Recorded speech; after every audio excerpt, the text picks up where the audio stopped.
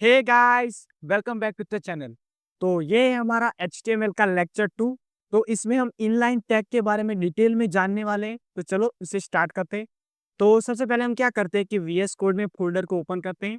तो चलो मैं यहाँ पर क्लिक करता हूँ और फ़ोल्डर को ओपन करता हूँ। तो यहाँ पर मैंने HTML लेक्चर 2 नाम का फ़ोल्डर बनाया हुआ है। तो अब मैं इसे ओपन करता हूँ। तो अब हमें क्या करना है कि सबसे पहले हमें index.html फाइल बनानी है। तो मैं यहाँ पर इसे क्रिएट करता हूँ index.html।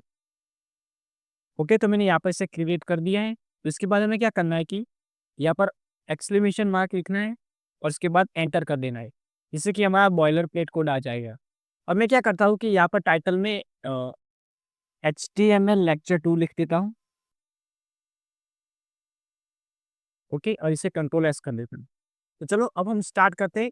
तो सबसे पहले हम ए टैग के बारे में जानने वाले हैं। तो पहले मैं एक कमेंट बनाता हूँ ए टैग। ओके, और उसके बाद मैं इसे कमेंट कर देता हूँ कंट्रोल और क्वेश्चन मार्क। तो देखो यहाँ पर हमारा कमेंट बन चुका है। तो अब हम स्टार्ट करते हैं।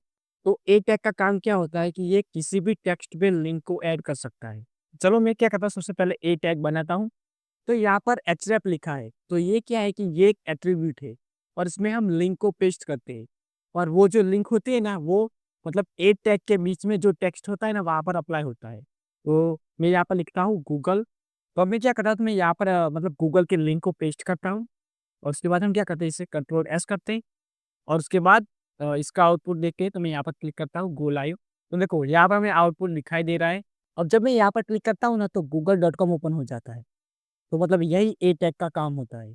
चलो अब हम VS कोड में वापस जाते हैं। पहले मैं यहाँ से बाहर निकल जाता हूँ और इसे एक बार रिफ्रेश कर देता हूँ। उसके बाद हम VS कोड में वापस जाते हैं। तो जो ए टैग होता है ना, उसका हम यूज़ करके 2 HTML फाइल को लिंक भी कर सकते हैं। तो इसके लिए मैं क्या करता हूँ कि सबसे पहले एक फाइल क्रिएट करता हूँ। तो इसका नाम मैं लिखता हूँ abc.html। ओके, तो मैंने यहाँ पर से फाइल को क्रिएट कर दिया है।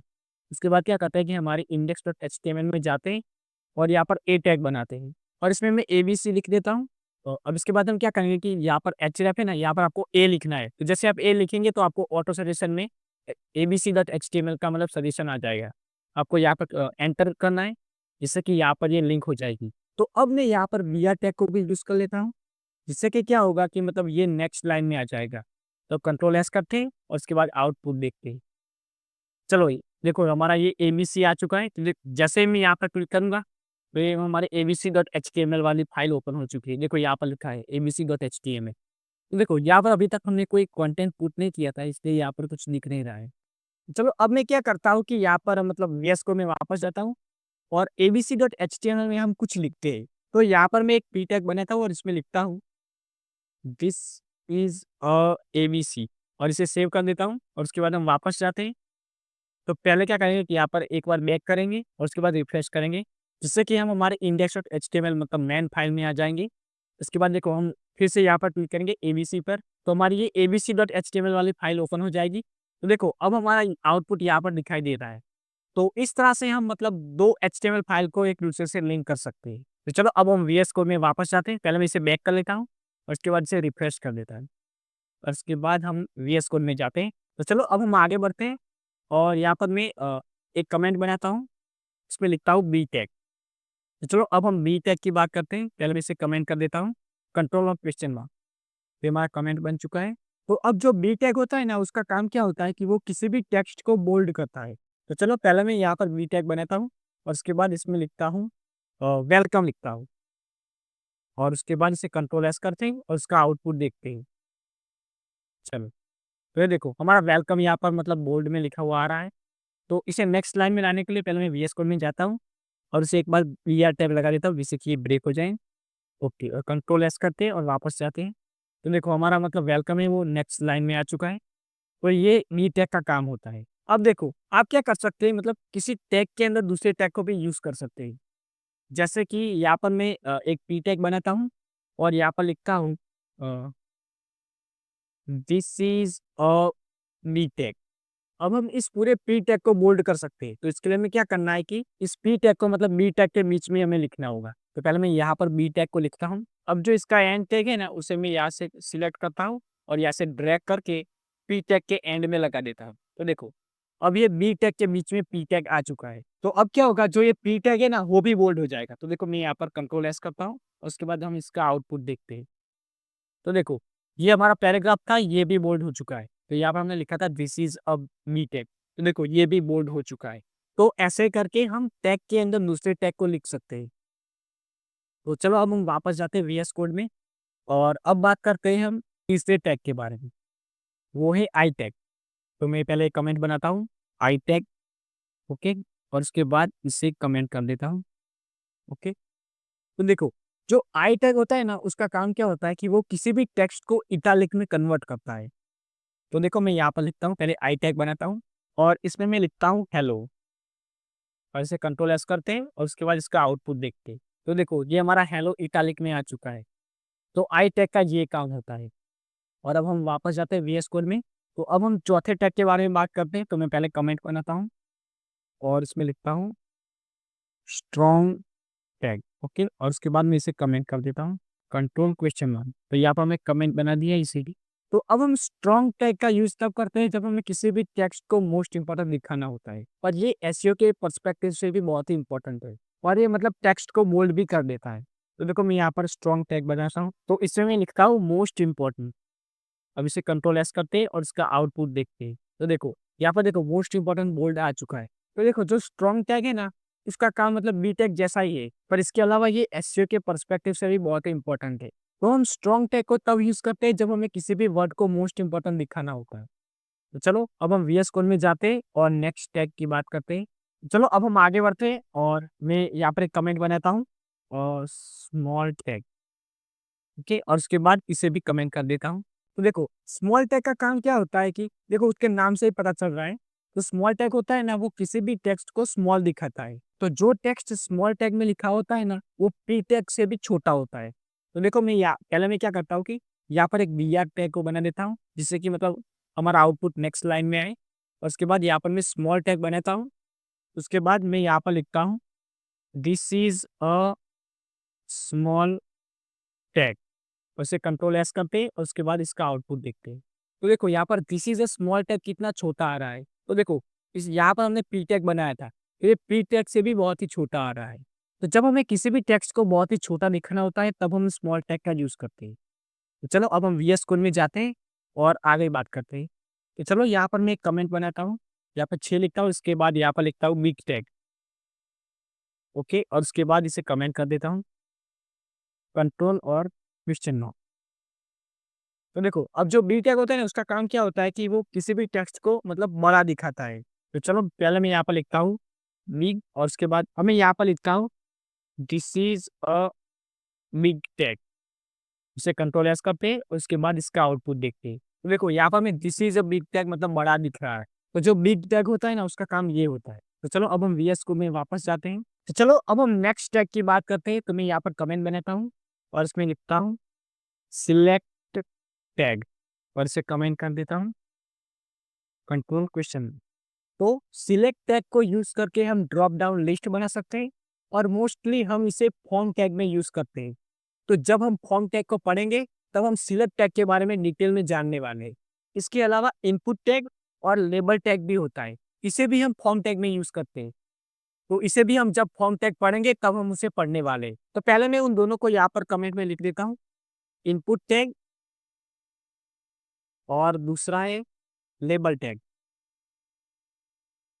तो इसे हम मतलब फॉर्म टैग में पढ़ने वाले हैं। तो अब हम आगे बढ़ते हैं। तो चलो अब हम नेक्स्ट टैग की बात करते हैं। तो यहाँ पर मैं कमेंट बनाता हूँ और यहाँ पर लिखता हूँ आई फ्रेम टैग, और इसे कमेंट कर देता हूँ, कंट्रोल क्वेश्चन है। तो देखो, तो जो आई फ्रेम टैग है ना, उसका यूज हम अपने प्रोजेक्ट में किसी एक्सटर्नल वेब पेज को एम्बेड करने के लिए करते हैं। तो चलो पहले मैं यहाँ पर एक आई फ्रेम टैग बनाता हूँ। ओके, मैंने यहाँ पर एक आई फ्रेम टैग बना दिया है। तो अब देखो, यहाँ पर जो एसआरसी लिखा है ना, वो एक एट्रीब्यूट है, और यहाँ पर हम उस वेब पेज की लिंक देते हैं जो हम यहाँ पर एम्बेड करना चाहते हैं। चलो अब हम यहाँ पर गूगल की लिंक ऐड करते हैं। तो चलो अब मैंने यहाँ पर गूगल की लिंक को पेस्ट कर दिया है। अब इसे कंट्रोल एस करते हैं और उसके बाद इसका आउटपुट देखते हैं। तो यहाँ पर google.com का मतलब वेब पेज फाउंड नहीं हो रहा है। इसका रीजन है गूगल की कंटेंट सिक्योरिटी पॉलिसी। सो कई वेबसाइट ऐसी होती है जो मतलब ऐसे रिस्ट्रिक्शन लगाती है। तो जो बड़ी-बड़ी कंपनियाँ होती है ना, वो सिक्योरिटी के रीजन से मतलब हमें अलाउ नहीं करती है कि हम उनका वेब पेज हमारे मतलब प्रोजेक्ट में एम्बेड कर पाएँ। तो इसलिए ये एरर आ रही है। तो हम क्या करते हैं कि कोई और वेबसाइट को ओपन करते हैं। तो अब हम क्या करते हैं कि इस विकिपीडिया के वेब पेज की लिंक को कॉपी कर देंगे, कंट्रोल ऑल, कंट्रोल सी, और इसे हम अपने प्रोजेक्ट में यूज़ करते हैं। और इस गूगल के लिंक की जगह पे उस लिंक को पेस्ट कर देता हूँ, कंट्रोल वी, कंट्रोल एस। अब हम फिर से देखते हैं आउटपुट को। तो देखो इस बार हमारा आउटपुट यहाँ पर दिखाई दे रहा है। तो चलो अब हम वीएस कोड में वापस जाते हैं। तो अब हम आईफ्रेम टैग के एट्रीब्यूट्स की बात करते हैं। तो इसमें एक एट्रीब्यूट होता है हाइट का, जिससे कि आप मतलब हाइट दे सकते हैं, कस्टम हाइट दे सकते हैं। मैं यहाँ पर लिखता हूँ अ, 1080 पिक्सल लिखता हूँ और इसे कंट्रोल एस करता हूँ। अब देखो हम आउटपुट देखते हैं। देखो अब इसकी हाइट भी 1080 पिक्सल हो चुकी है और ये मतलब वेबसाइट मतलब वेब पेज भी ठीक से काम कर रहा है। तो अब हम दूसरे मतलब एट्रीब्यूट की बात करते हैं। यहाँ पर विड्थ का भी एट्रीब्यूट आता है। तो यहाँ पर मैं लिखता हूँ और यहाँ पर मैं इसे दे देता हूँ 1100 पिक्सल दे देता हूँ और इसे कंट्रोल एस करता हूँ। अब फिर से हम देखते हैं। तो देखो यहाँ पर मतलब जो विड्थ होती है वो भी अप्लाई हो चुकी है। तो ऐसे करके आप यहाँ पर मतलब कस्टम विड्थ और हाइट दे सकते हैं। चलो अब हम वापस जाते हैं वीएस कोड में। तो चलो इसके बाद हम नेक्स्ट टैग की बात करते हैं। तो मैं यहाँ पर एक कमेंट बनाता हूँ और इसमें लिखता हूँ IMG टेम्प और इसे कमेंट कर देता हूँ, कंट्रोल क्वेश्चन मार्क। चलो अब हम इमेज टैग की बात करते हैं। तो जो इमेज टैग होता है ना, वो उसके नाम से पता चलता है। किसी इमेज को ऐड करने के लिए हम इमेज टैग का यूज़ करते हैं। चलो मैं पहले एक इमेज टैग बनाता हूँ। तो देखो यहाँ पर भी एसआरसी का मतलब एट्रीब्यूट है। तो इसमें हम क्या कर सकते हैं, तो मतलब जो इमेज के लिंक होते हैं ना, वो यहाँ पर हम पेस्ट कर सकते हैं। अब देखो इमेज को ऐड करने के मतलब 1-2 तरीके हैं। पहले मैं आपको एक गूगल वाला तरीका दिखा देता हूँ। पहले मैं गूगल में जाता हूँ और कुछ इमेज ले लेता हूँ। यहाँ पर इमेज में जाता हूँ। तो मैं क्या करता हूँ कि इस पे राइट क्लिक करता हूँ और देखो यहाँ पर लिखा है कॉपी इमेज एड्रेस। तो इनसे इस पर क्लिक करता हूँ। तो मतलब जो इमेज का मतलब तो जो इमेज की लिंक होगी ना, वो यहाँ पर कॉपी हो जाएगी। तो अब हम वीएस कोड में वापस जाते हैं और ये एसआरसी में इसे पेस्ट करते हैं। अब देखो कभी भी आपका मतलब जब कोडिंग करे और ऐसा कुछ हो जाए ना, तो आपको क्या करना है, अल्टर जेड कर देना है, जिससे कि आपको मतलब ठीक से दिखाई देने लगेगा। ये लिंक बहुत ही बड़ी थी, इसलिए मतलब ये बहुत ही स्प्रेड हो गया। अरे यार ये कितनी बड़ी लिंक है। तो अब हम इसका आउटपुट देखते हैं। तो ब्राउज़र में जाते हैं और इसे पहले कैंसल करता हूँ। अब इसे स्क्रॉल डाउन करते हैं, नीचे हमारा दिख रहा है। ओके देखो तो हमारी ये इमेज है वो भी यहाँ पर आ चुकी है। और देखो इसमें भी क्या होता है कि इसमें भी विड्थ और हाइट का मतलब एट्रीब्यूट आता है, जिसे यूज़ करके हम मतलब इसे कस्टम साइज़ दे सकते हैं। तो जैसे कि मैं यहाँ पर लिखता हूँ हाइट और इसके बाद मैं इसे हाइट दे देता हूँ 500 पिक्सल दे देता हूँ, 500 पिक्सल दे देता हूँ और इसे कंट्रोल एस करता हूँ। और उसके बाद जो इसकी विड्थ है उसे भी 500 पिक्सल दे देता हूँ और 500 पिक्सल से कंट्रोल एस करते हैं, उसके बाद इसका आउटपुट देखते हैं। देखो यहाँ पर जो हमारी इमेज है ना, वो थोड़ी स्प्रेड हो चुकी है। तो अब इस प्रॉब्लम को सॉल्व करने के लिए हम क्या कर सकते हैं कि आपको विड्थ और हाइट में से मतलब दोनों में से किसी एक को ही देना है। मैं यहाँ पर विड्थ को निकाल देता हूँ, फिर से रिमूव करते हैं और कंट्रोल एस करते हैं। तो देखो यहाँ पर हमने जो हाइट दी थी वो अप्लाई हो चुकी है। पर देखो जो विड्थ थी ना, वो उसने इमेज के अकॉर्डिंग ऑटोमेटिक ले ली है। तो आप ऐसे भी कर सकते हैं, मतलब किसी एक ही प्रॉपर्टी को ले सकते हैं। हाइट देंगे तो विड्थ ऑटोमेटिक आ जाएगी, अगर आप विड्थ को डिफाइन करेंगे तो हाइट ऑटोमेटिक आ जाएगी। तो अब मैं देखो ऐसा करता हूँ कि तो अब मैं क्या करता हूँ कि हाइट को निकाल लेता हूँ, विड्थ को रखता हूँ और मैं इसे हाइट को निकाल देता हूँ और इसे कंट्रोल एस कर देता हूँ। तो अब देखो अब हम ब्राउज़र में जाते हैं। तो देखो यहाँ पर जो विड्थ है उसने 500 पिक्सल ले ली है, पर हाइट मतलब उसने अपने अकॉर्डिंग ले ली है, जैसे इमेज है उसके अकॉर्डिंग मतलब हाइट ले ली है। तो आप ऐसे भी कर सकते हैं। चलो अब हम वीएस कोड में वापस जाते हैं। तो ये ऑल्ट क्या होता है? तो देखो यहाँ पर एक और एक्टिविटी है जिसका नाम है ऑल्ट। देखो अगर आपने यहाँ पर मतलब लिंक को पेस्ट कर दिया और ये लिंक फाउंड नहीं हुई, मतलब कि ये लिंक काम नहीं कर रही है या कुछ भी प्रॉब्लम हो गई और ये मतलब लिंक ओपन नहीं हो रही है, तो उस इमेज की जगह पे हमें क्या टेक्स्ट दिखेगा वो हम यहाँ पर लिख सकते हैं। तो जैसे कि मैं यहाँ पर लिख देता हूँ, इमेज ही लिखता हूँ, इमेज 1 2 3 ऐसा लिख देता हूँ। और अब क्या करता हूँ कि इस लिंक को मतलब यहाँ से निकाल देता हूँ। चलो मैंने इस लिंक को यहाँ से निकाल दिया, उसे कंट्रोल एस कर देते। चलो अब हम ब्राउज़र में जाते हैं, इसका आउटपुट देखते हैं। तो देखो अब हमें यहाँ पर आउटपुट दिखाई दे रहा है। तो मैंने जो ऑल्ट टैग में जो लिखा था ना, वो यहाँ पर लिखा हुआ दिखाई दे रहा है। तो जब भी आपकी ईमेल मतलब फाउंड नहीं होगी, तब मतलब ये ऑल्ट टैग है वो यहाँ पर लिखेगा। और ये एसईओ के पर्सपेक्टिव से भी बहुत ही इंपॉर्टेंट है। चलो अब हम वीएस कोड में वापस जाते हैं। अब देखिए अब आप ऐसा चाहते हैं कि मतलब आपके कंप्यूटर में जो इमेज हो उसे आप लगाना चाहते हैं। तो उसके लिए आपको क्या करना होगा कि सबसे पहले आपको क्या करना है कि आपकी जो इमेज है ना, उसे आपको अपने फ़ोल्डर में लाना है। तो देखो मैंने यहाँ पर बनाया एचटीएमएल लेक्चर 2 का मतलब फ़ोल्डर बनाया है। तो मुझे क्या करना होगा, तो यहाँ पर मतलब उस इमेज को लाना होगा। तो मैं क्या करता हूँ कि सबसे पहले गूगल में जाता हूँ और एक इमेज को डाउनलोड करता हूँ। गूगल मैं गूगल को ओपन करता हूँ। इसके बाद एक इमेज को पहले डाउनलोड करता हूँ। ये देखो यहाँ पर राइट क्लिक करेंगे और देखो यहाँ पर लिखा है सेव इमेज एज़, तो यहाँ पर आपको क्लिक करना है और उसके बाद आपको जो भी नाम देना है वो यहाँ पर आप दे सकते हैं। जैसे कि मैं यहाँ पर लिखता हूँ गूगल और उसे सेव कर देता है। तो देखो यहाँ पर हमारी वो डाउनलोड हो चुकी है। अब मैं क्या करता हूँ कि इसे मतलब अपने फ़ोल्डर में लाता हूँ। अब यहाँ से मैं इसे कंट्रोल एक्स करता हूँ और ट्यूटोरियल में HTML2 में कंट्रोल वी कर देता हूँ। अब देखो आप इस इमेज को यूज़ करना चाहते हैं तो आपको क्या करना है, यहाँ पर एसआरसी में आना है और फिर लिखना है, आपका मतलब इमेज का नाम लिखना है। तो देखो यहाँ पर आ गया google.png। मैं यहाँ पर एंटर दबाता हूँ तो देखो यहाँ पर ये लिंक हो चुकी है। अब मैं इसे कंट्रोल एस करता हूँ और उसके बाद इसका आउटपुट देखते हैं तो हमें इसका आउटपुट दिखाई देगा। तो सबसे नीचे जाते हैं तो देखो यहाँ पर हमारी ये इमेज आ चुकी है। तो इस तरह से आप क्या कर सकते हैं कि आपके कंप्यूटर में जो इमेज है उसे भी आप यहाँ पर ऐड कर सकते हैं। तो इसके लिए आपको क्या करना है, सबसे पहले आपको इमेज को अपने मेन फ़ोल्डर में लाना है और उसके बाद यहाँ से आप इस तरह से लिंक कर सकते हैं।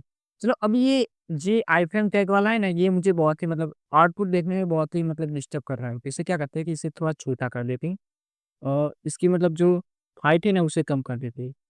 100 पिक्सल कर देते हैं, 400 पिक्सल कर देते हैं और उसके बाद जो इसकी विड्थ है उसे भी 400 पिक्सल कर देते हैं। ओके और लेस कर देते हैं। चलो इसे हमने छोटा कर दिया है और ये हमारा आउटपुट भी यहाँ पर दिखाई दे रहा है।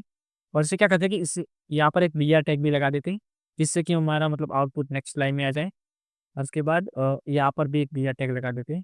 तो चलो अब हम नेक्स्ट टैग की बात करते हैं। तो मैं क्या करता हूँ कि यहाँ पर एक कमेंट बनाता हूँ और इसमें मैं लिखता हूँ स्पान टैग, सिलेक्ट करके कंट्रोल क्वेश्चन मार्क करता हूँ, जिससे कि ये कमेंट बन जाएगा। अब देखो जो स्पान टैग होता है ना वो एक कंटेनर की तरह वर्क करता है और ये ऐसा कंटेनर होता है कि जो अपने कंटेंट के हिसाब से मतलब स्पेस को कवर करता है। मतलब कि ये भी एक इनलाइन टैग है। तो पहले मैं एक स्पान टैग बनाता हूँ और उसके बाद इसे एंटर करते हैं। अब देखो ये कंटेनर है तो मतलब इसमें हम मल्टीपल चीज़ें लिख सकते हैं। तो पहले मैं यहाँ पर एक बी टैग बनाता हूँ और उसके बाद इसमें लिखता हूँ वेलकम और उसके बाद दूसरा बी टैग बनाता हूँ और इसमें मैं लिखता हूँ हेलो और इसे कंट्रोल एस कर देते हैं। अब इसका आउटपुट देखते हैं। तो देखो अब ये इमेज की साइड में आ रहा है। तो क्या करते हैं कि पहले एक बीआर टैग लगा देते हैं। तो वीएस को में वापस जाते हैं और यहाँ पर इमेज के बाद हम बीआर टैग लगाते हैं। तो अब ये ब्रेक हो जाएगा और हमारा जो आउटपुट होगा ना वो नेक्स्ट लाइन में आएगा। इसे कंट्रोल एस करते हैं, उसके बाद ब्राउज़र में वापस जाते हैं। तो देखो अब ये मतलब ब्रेक हो चुका है और हमारा आउटपुट नीचे आ गया है। देखो यहाँ पर दिखाई दे रहा है हेलो और वेलकम। तो अब ये दोनों एक ही कंटेनर में है या नहीं इसे चेक करने के लिए हम क्या करते हैं कि पहले यहाँ पर राइट क्लिक करते हैं और उसके बाद इंस्पेक्ट पे क्लिक करते हैं। तो देखो यहाँ पर हमें राइट साइड पे हमारा मतलब ये कोड दिखाई दे रहा है। तो हमने जो भी कोड किया था ना वो बॉडी में किया था। तो पहले क्या करते हैं कि इस 3 डॉट पे क्लिक करते हैं और उसके बाद इस कोड को बड़ा करते हैं। तो देखो हमारा कोड ओपन हो चुका है। तो अब इसके अंदर 10 नंबर पे हमारा मतलब स्पान टैग का मतलब कमेंट था। तो ये रहा हमारा कमेंट और इसमें देखो ये रहा स्पान टैग। तो इसे भी बड़ा करते हैं, 3 डॉट पे क्लिक करते हैं। तो देखो ये रहा वेलकम और ये हेलो है। तो ये दोनों मतलब स्पान टैग के अंदर है। इसे हम कैसे चेक कर सकते हैं? स्पान टैग के ऊपर होवर करो। तो देखो ये दोनों इसके अंदर आ रहे हैं। इसके अलावा आप क्या कर सकते हैं कि यहाँ पर देखो, यहाँ पर एक एरो का ऑप्शन है, तो आप यहाँ पर क्लिक करके हम जिस पर भी जाएँगे ना, तो उसकी हम प्रॉपर्टी को देख सकते हैं। देखो ये इमेज की प्रॉपर्टी दिखाई दे रही है हमें और देखो मैं यहाँ पर आता हूँ, तो हमें इस हेलो की प्रॉपर्टी दिखाई दे रही है, एक वी टैग है और उसका मतलब और भी मतलब प्रॉपर्टी दिखाई दे रही है। इसके अलावा इस वेलकम की भी हमें एक प्रॉपर्टी दिखाई दे रही है। तो इस तरह से हम मतलब ये सब कुछ चेक कर सकते हैं, इंस्पेक्ट करके अपने सोर्स कोड के बारे में सब कुछ देख सकते हैं। चलो अब मैं इसे क्लोज़ करता हूँ। और अब हम वीएस कोड में वापस जाते हैं। तो देखो इस तरह से स्पान टैग वर्क करता है। मतलब स्पान टैग एक कंटेनर बनाता है और एक कंटेनर ऐसा होता है कि मतलब अपने कंटेंट के हिसाब से मतलब स्पेस को कवर करता है। चलो अब हम नेक्स्ट टैग की बात करते हैं। तो मैं यहाँ पर एक कमेंट बनाता हूँ स्क्रिप्ट टैग और इसे हम सिलेक्ट करेंगे और उसके बाद कंट्रोल क्वेश्चन मार्क करेंगे, जिससे कि ये कमेंट बन जाएगा। अब जो स्क्रिप्ट टैग होता है ना, उसका काम ये होता है कि हम इसकी मदद से मतलब अपने एचटीएमएल के कोड में जावास्क्रिप्ट के कोड को ऐड कर सकते हैं। तो पहले मैं एक स्क्रिप्ट टैग बनाता हूँ। अब क्या होता है कि आप ऐसे भी स्क्रिप्ट टैग बनाकर उसके अंदर जावास्क्रिप्ट का कोड लिख सकते हैं। इसके अलावा आप ऐसा भी कर सकते हैं कि एक जावास्क्रिप्ट की अलग फाइल बना सकते हैं और उसे भी लिंक कर सकते हैं। देखो यहाँ पर एक एट्रीब्यूट होता है एसआरसी करके। और उसके बाद आपको यहाँ पर उस फाइल के लिंक को देना है। तो देखो, अभी आप कन्फ्यूज़ मत होइएगा, मैं आपको सिर्फ़ समझा रहा हूँ, इसलिए मैं क्या करता हूँ कि यहाँ पर एक फाइल बनाता हूँ और यहाँ पर मैं इसका नाम दे देता हूँ abc.js और इसे एंटर करता हूँ। तो देखो यहाँ पर हमारी मतलब फाइल क्रिएट हो चुकी है। देखो, अभी हम जावास्क्रिप्ट का कोड नहीं लिख रहे हैं, सिर्फ़ मैं आपको जावास्क्रिप्ट की फाइल को लिंक करना सिखा रहा हूँ। तो देखो, अब हम यहाँ पर जाएँगे, अब देखो हमें एसएच में क्या लिखना है, तो हम जैसे हम ए लिखेंगे ना, तो हमें ऑटो सजेशन में ये दे देगा। देखो यहाँ पर हमारी एचटीएमएल फाइल पे दिख रही है, तो हमें इसे लिंक नहीं करना है, जो अभी-अभी बनाए ना abc.js इसको हमें लिंक करना है। यहाँ पर आपको क्लिक करना है। तो देखो, अभी यहाँ पर लिंक हो चुकी है। तो इस तरह से आप जावास्क्रिप्ट की फाइल को एचटीएमएल में लिंक कर सकते हैं। तो देखो, फिलहाल आपको यहाँ पर कन्फ्यूज़ नहीं होना है, जब हम जावास्क्रिप्ट को पढ़ेंगे तब उसके कोड के बारे में बात करेंगे। यहाँ पर मैंने सिर्फ़ आपको स्क्रिप्ट टाइप का मतलब जो काम होता है ना, वो बताया है। तो चलो, आज के इस वीडियो में हम इतना ही पढ़ने वाले हैं। तो अब बात करते हैं प्रोजेक्ट के बारे में। तो मैं यहाँ पर पहले कमेंट बनाता हूँ, प्रोजेक्ट H1 और इसे सिलेक्ट करते हैं और कंट्रोल क्वेश्चन मार्क करके कमेंट बना देते हैं। तो अभी तक आपने एचटीएमएल के बारे में जो भी सीखा है, उसके अकॉर्डिंग ये हमारा एचटीएमएल का प्रोजेक्ट 1 होने वाला है। तो उसमें आपको क्या करना है कि आपको एक अबाउट मी का सेक्शन बनाना है। मैं क्या करता हूँ कि इस कमेंट के अंदर ही लिख देता हूँ, पहले मैं एंटर कर देता हूँ और उसके बाद मैं यहाँ पर लिखता हूँ अबाउट मी, सेक्शन। तो अबाउट मी का आपको सेक्शन बनाना है, उसके बाद इसमें क्या करना है, आपको अपने बारे में इंट्रोडक्शन लिखना है। फिर आपको क्या करना है कि आपके मतलब एजुकेशन के बारे में लिखना है, फिर आपकी जो हॉबी है उसके बारे में लिखना है। फिर आप क्या कर सकते हैं कि एजुकेशन का मतलब अलग एचटीएमएल की फाइल बना सकते हैं और उसके बाद आपको क्या करना है कि उन दोनों एचटीएमएल फाइल को लिंक करना है। उसके बाद आपको क्या करना है कि आपको अपनी एक पिक्चर को भी ऐड करना है इंग्लिश टैग का यूज़ करके और ऐसे करके आपको एक अबाउट मी का सेक्शन बनाना है। तो ये आपका प्रोजेक्ट 1 होने वाला है। तो चलो, अब मैं इसे कंट्रोल एस कर देता हूँ। तो अब आपको क्या करना है कि प्रोजेक्ट एचटीएमएल करके आपको एक फ़ोल्डर बनाना है। उसके बाद एचटीएमएल के जो भी मैं आपको प्रोजेक्ट दूँगा, आपको उसे बनाना है और उसके बाद उस फ़ोल्डर में सेव करना है। तो अब हम बात करते हैं कि आपको नोट्स कैसे मिलेगी? मतलब कि यहाँ पर हमने जो भी कोडिंग की है, तो आपको ये फाइल कैसे मिलेगी? तो मैंने डिस्क्रिप्शन में आपको वेबसाइट की लिंक दी है, तो आप वहाँ पर क्लिक करके इसे ओपन कर सकते हैं या आप गूगल में डायरेक्ट भी सर्च कर सकते हैं srprogramist.blogspot.com। जैसे ही आप उसे ओपन करेंगे, तो आपको वहाँ पर नोट्स के सेक्शन में जाना है और उसके बाद जो भी लेक्चर का नंबर होगा, उसके अकॉर्डिंग आपको उसे डाउनलोड कर देना है। जैसे कि ये हमारा एचटीएमएल का लेक्चर 2 है, तो आपको वहाँ पर एचटीएमएल लेक्चर 2 लिखा हुआ दिखाई देगा। उसके साइड में आपको एक डाउनलोड का बटन दिखाई देगा, तो आपको वहाँ पर क्लिक करना है, जिससे कि आप ड्राइव में रिडायरेक्ट हो जाएँगे। तो अब ड्राइव में क्या होता है कि हमने जो भी फ़ोल्डर अपलोड किया होता है ना, वो ऊपर दिखाई देता है और उसमें जो भी फ़ाइल होती है ना, वो आपको स्क्रीन पे दिखाई देगी। तो आपको उन सभी फ़ाइल को डाउनलोड करना है। तो देखो यहाँ पर हमने टोटल 3 फ़ाइल बनाई है और एक गूगल की इमेज है। तो आपको वहाँ पर 4 आइटम दिखाई देगी, तो आपको चारों को डाउनलोड कर देना है और उसके बाद आपको उसे एक फ़ोल्डर में सेव कर देना है और उसके बाद आप इसे यूज़ कर सकते हैं। तो इस तरह से आपको नोट्स मिलने वाली है। तो आई होप आज के वीडियो में मैंने आपको जो भी समझाया वो आपको समझ आ गया होगा। So thanks for watching and I will meet you in next one.